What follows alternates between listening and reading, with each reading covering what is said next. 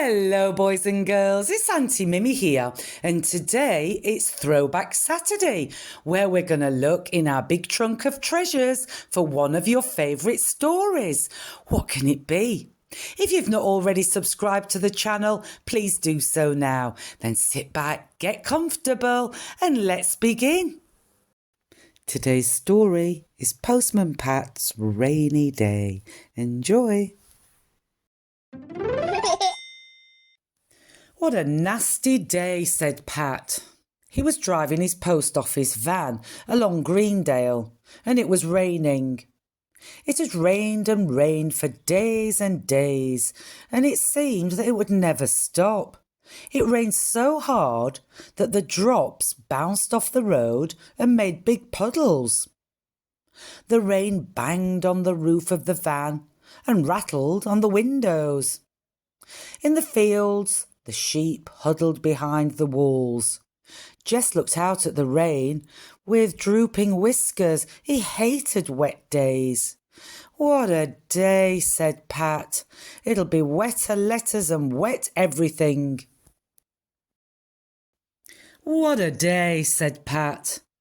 It'll be wet letters and wet everything.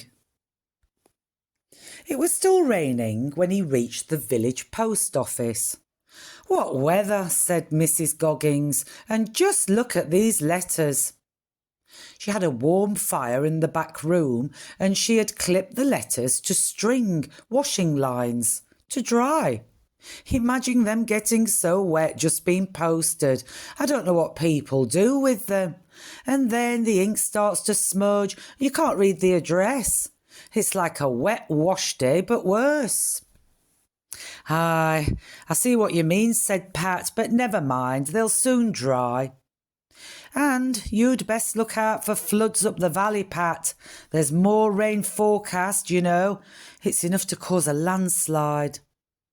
Don't you worry, said Pat. I'll see that the post gets through. It'll take more than a bit of rain to stop me.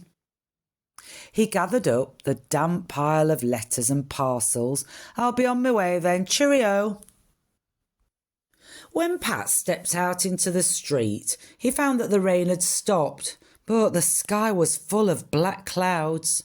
He delivered the village letters quickly, without getting wet, then set out along the country roads.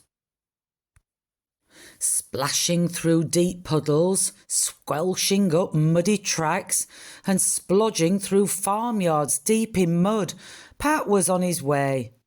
But who was this standing at the roadside, soaking wet and covered in black mud? Good heavens, it's Peter Fogg, said Pat.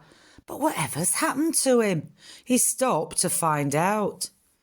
It's this blooming rain, said Peter. My old tractor's bogged down in the bottom meadow. It's half flooded down there. Then I slipped in the mud up to my ears. You look as if you've had a bath in it, said Pat. I just about have, said Peter.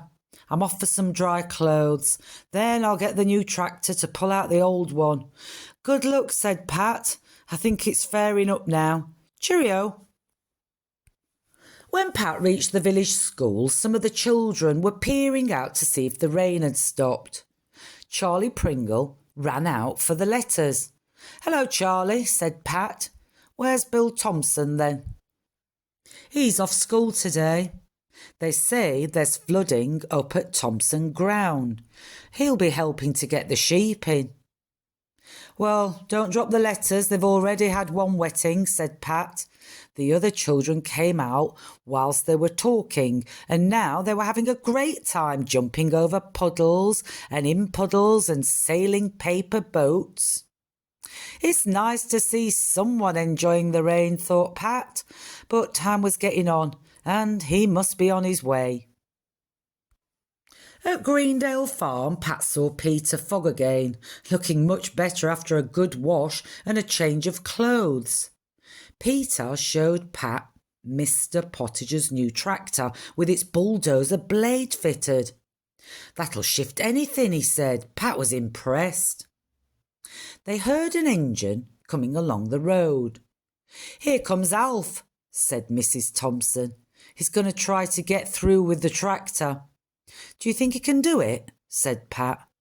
I'll have a jolly good try, Alf shouted. Off he went at top speed towards the pile of stones and earth.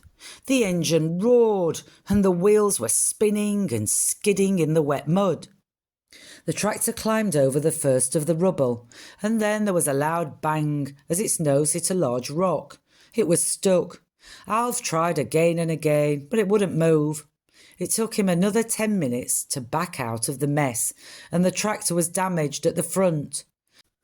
It's no good, said Alf. We'll have to get help somehow. Then Bill came with his model aeroplane. I've got a good idea, he said. We can put a message on my plane and I can fly it across to Greendale Farm to get help. That's a good idea, said Pat. Clever lad.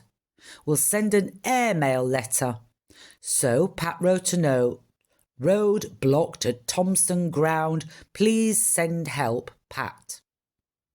He tied it to the plane with a bit of Alf's binder twine.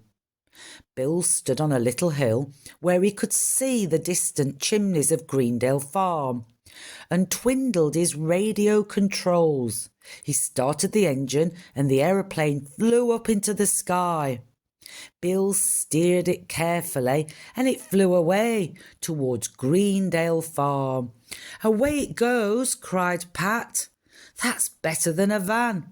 I wonder if I could swap mine for a helicopter. I think it's landed now, said Bill. The Thompsons went off to see to the sheep, whilst Pat sat on the wall to wait.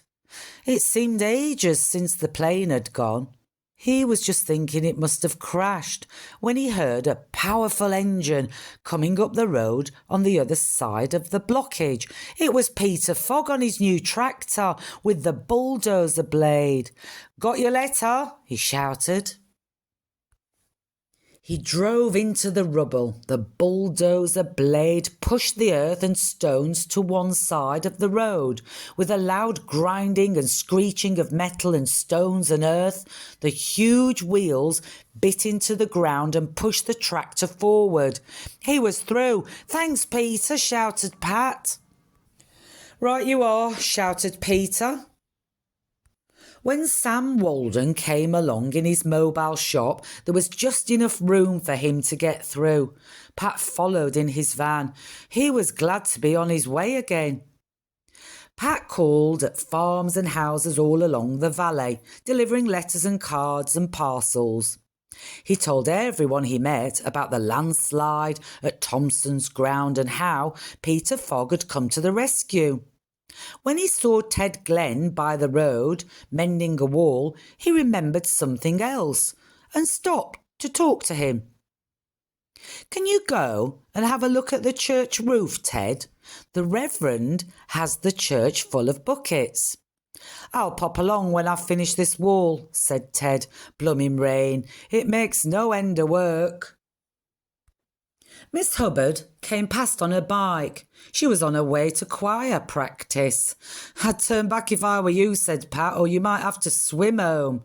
Swim? Said Miss Hubbard. It'll take more than a drop of rain to stop me. And on she went. I'll be on my way too, said Pat. Cheerio. As Pat wound his way along the valley, it looked like rain again, but there was a nice warm fireside to look forward to when all the letters had been delivered. Well, that was a wonderful little book today, wasn't it, boys and girls? I do hope you enjoyed it as much as I did. As always, I want you to be kind to one another, look after one another, and try and have some fun every single day. Until next time, bye-bye.